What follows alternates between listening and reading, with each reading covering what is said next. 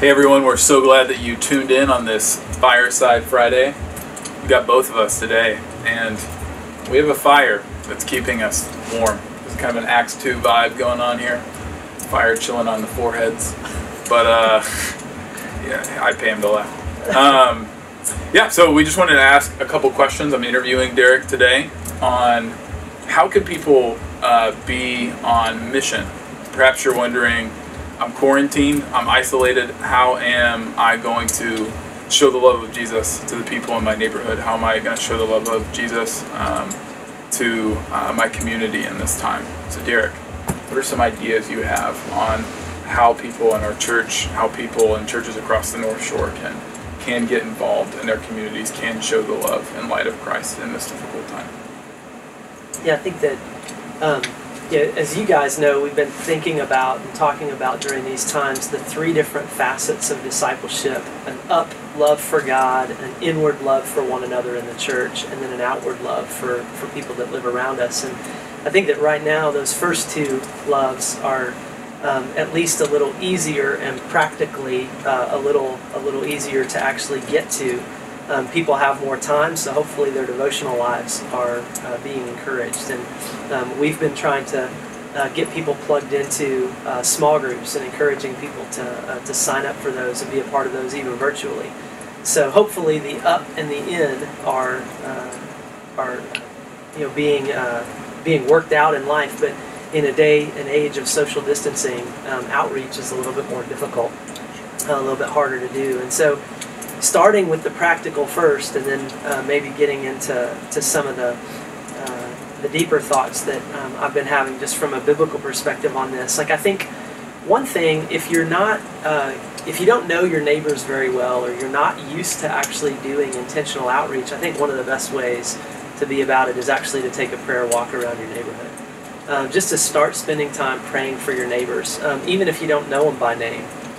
One of the resources that you could even look into if you want to pray for people by name, and if they're not outside so you can't ask them what their name is blesseveryhome.com. So if you just Google search Bless Every Home, you can go in there, you'll enter in your address, and then either encouragingly or scarily, you'll find all of the names of all of your neighbors because it's all public record. It's just based on tax information. But you'll be able to start praying for people by name, your neighbors, and they'll send you an email list every day of neighbors to pray for. Another thing Nathaniel actually mentioned a couple weeks ago, I think one of the ways that we can reach out in this time, if you're on social media and you enjoy doing that a lot, you can do the hashtag Jesus Changed My Life, record a video or type in a few sentences about how Jesus has changed or is changing your life in the midst of that. One of the other things that I know people have done, they've dropped off notes of encouragement, whether that's just a little card, a prayer card. I've seen people who have actually printed out little door knockers, so they literally hang these things on their neighbors' mailboxes or on their doorknobs that introduce themselves, that say, hey, we're in your neighborhood. If there's any way we can serve you, any way we can be of support or encouragement, if there's anything we can pray for during this time, we'd be glad to do it. And one of the other things that I actually just heard somebody talk about this week that I thought was really encouraging and challenging was this idea of, as you begin to get to know your neighbors a little bit better, you can think about who the people of peace are in your neighborhood. And this idea actually comes from Luke, the Gospel of Luke, where Jesus sends out the 72. And he tells his disciples to look for people of peace. And some of the things that this person was talking about when he described the idea of a person of peace was that first of all, it's a person just who welcomes you. They enjoy getting to know you. Actually, I feel like even though we've lived in our neighborhood for the last 4 years, there are just a few of these people that we've come to get to know recently in our neighborhood. But they receive you, they welcome you, they receive you, but by virtue of them receiving you, they're also receiving Christ in you, because anywhere you go, Jesus goes, because he's in you as well. But over the course of time, as you build that relationship with that person, you'll probably find that person starts serving you as well. So we had a neighbor just 2 weeks ago who we were doing some stuff out in our yard, and he had some dirt, and we needed dirt, so he brought over dirt, and we ended up having a pretty amazing conversation through that. But then, again, as the relationship continues, you begin to invest in them and in their family, and they, hopefully, will become a relational gatekeeper. That's what a real person of peace is. They begin introducing you to other people in their life, and by virtue of that, again, you have opportunity to give those people access to the gospel, because, again, anywhere you go, Jesus goes. So those are some of the things that I've been thinking about with regard to that. So say someone's listening to this and they're saying, I don't really know my neighbors super well. I think one of the things you mentioned is going on a prayer walk. Maybe you did. Yep. Can you tell us a little bit about what a prayer walk looks like? Just practically a couple things people can be praying for when they walk around the neighborhood. Yeah, I think if you've never done a prayer walk before, actually, we do have some resources for that. So feel free to send us an email, and we'd be glad to send you a little guide for a prayer walk. But essentially, a prayer walk is exactly what it sounds like. You go on a walk and you pray as you're walking. So you pray for the people that are in your neighborhood.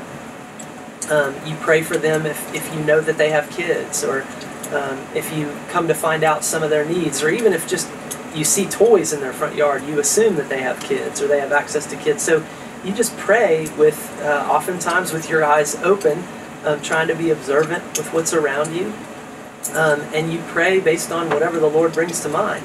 If it's a passage of Scripture, you pray that passage of Scripture for your neighbors. If again, there's something you see in your neighborhood that you feel like you want to pray about, you pray for those things. If you know specific needs for your neighbors, you pray for those things as well. But it's just an activity of walking around and praying while you do it. It's kind of the as you go type prayer, and I think it can actually really encourage you, because you're just being observant as you're seeking to dialogue with God. So in its simplest form, that's how I describe the prayer walk. Sure. Just one more question. A lot of people have said, and this is obviously a terrible pandemic, and it's causing a lot of different struggles, and the church is having to adjust a lot.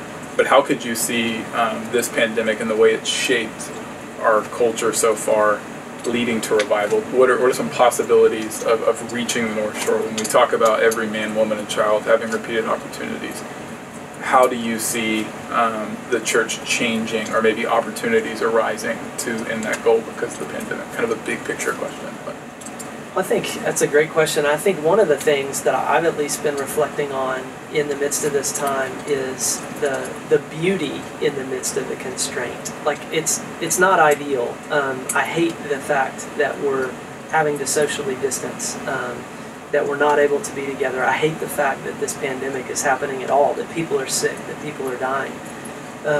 In the midst of that, though, I do see the beauty, even just if there's one thing, it's slowed everybody down. And I think that it's slowed everybody down, and it's making people ask a set of questions that have always been there, but maybe people have sought not to think about, just because they've been so distracted or so entertained or focused on busyness or whatever. And again, I mean, just in our own neighborhood, we've had opportunity to interact with our neighbors on a more consistent basis over the last 3 weeks than ever before. And I think that may be even the beginnings of opportunity for every man, woman, and child to have repeated opportunities to see, hear, and respond to the gospel.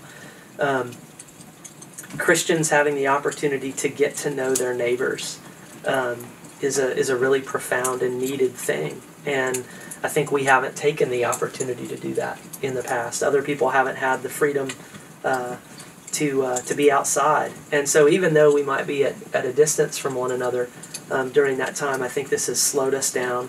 It's given us opportunity to have access.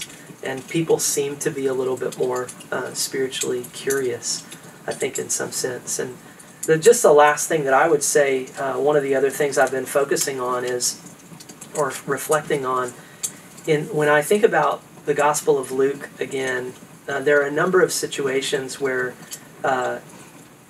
Jesus in his ministry, the text actually goes out of the way to say Jesus saw a person and then he did something for them. And not only was this true of Jesus, but he used that same kind of language when he would tell parables. So like in the parable of the Good Samaritan, you see that. The Samaritan sees the person that's been beaten and he goes over and helps him, whereas the priest and the Levite just walk on past. And there's a difference between being aware of someone and actually seeing them.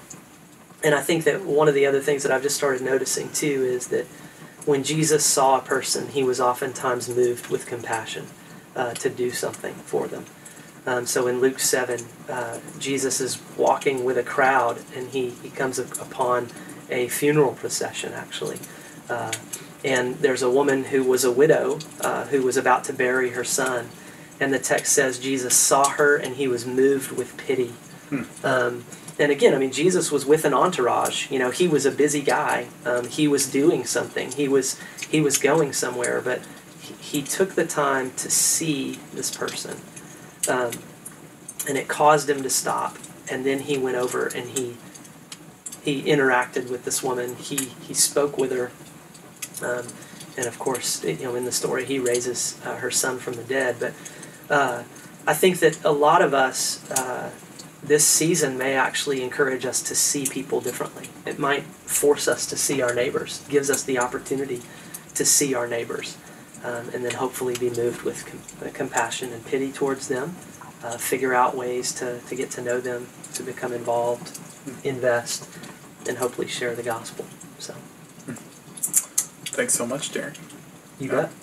We're hoping that you all can think through ways and pray through ways to get more involved in your communities so that we can continue to see that every man, woman, and child does have repeated opportunities to hear the gospel. Even if you have any more questions, tune in to our weekly Zoom calls at 11:30. Link in the email. Thanks, guys.